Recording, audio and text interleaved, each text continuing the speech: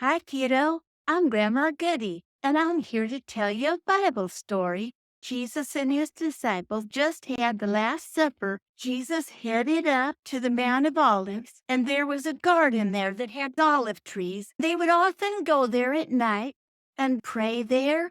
Jesus says, "Come with me and pray, please." Jesus needed his friends.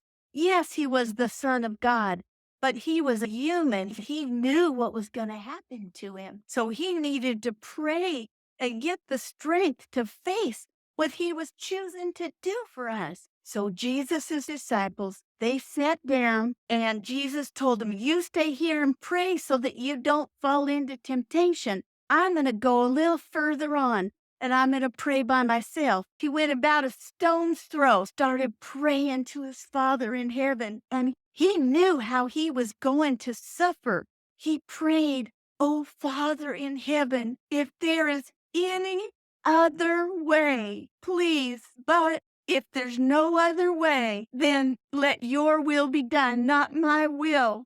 Because as a human being, everybody, when they face suffering and shame and death, it's about as scary or as troublesome as it gets. And Jesus was suffering there in that garden, praying, and he prayed again, "Oh, Father, if there's any other way, take this cup of suffering away from me. Oh, Father, not my will, but your will be done." And the Father in heaven sent an angel.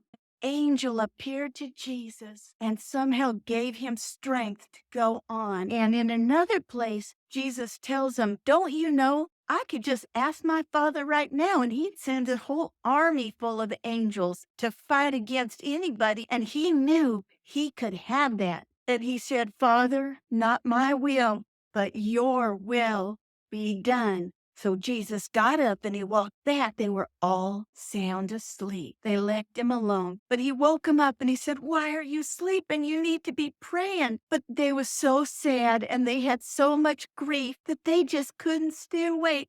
And just then Jesus looked down the road. And while they were still talking, coming up the road with torches, there was a big crowd. And as they got closer, who was leading them?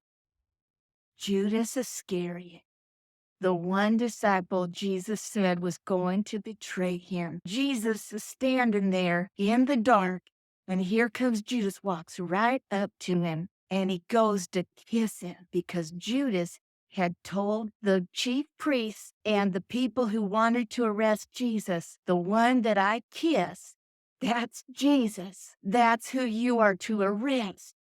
And Jesus looked at him, and he loved him. And he said, "Judas, do you betray the Son of Man with a kiss?" Like, really?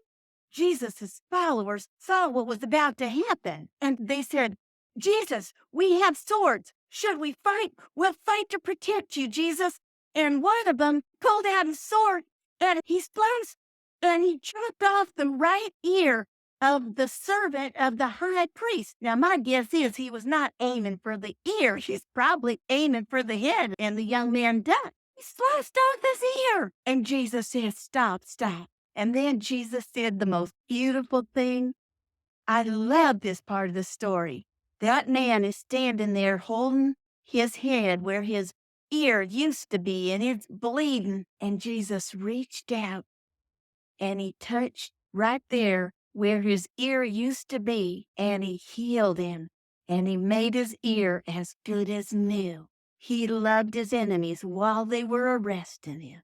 That's pretty cool if you ask me. Then Jesus spoke to the religious leaders who were behind this plot, and he said to them, "Am I a leader of an armed band of men? Do I go around with clubs and swords and weapons that you have to come and arrest me like this in the dead of night? Every day I was right with you in the bright sunlight in the temple teaching the people. You could have arrested me at any time. But you know what? This is probably more fitting because this is your hour when darkness reigns. So you remember, kiddo, Grandma Goody loves you, but God loves you more."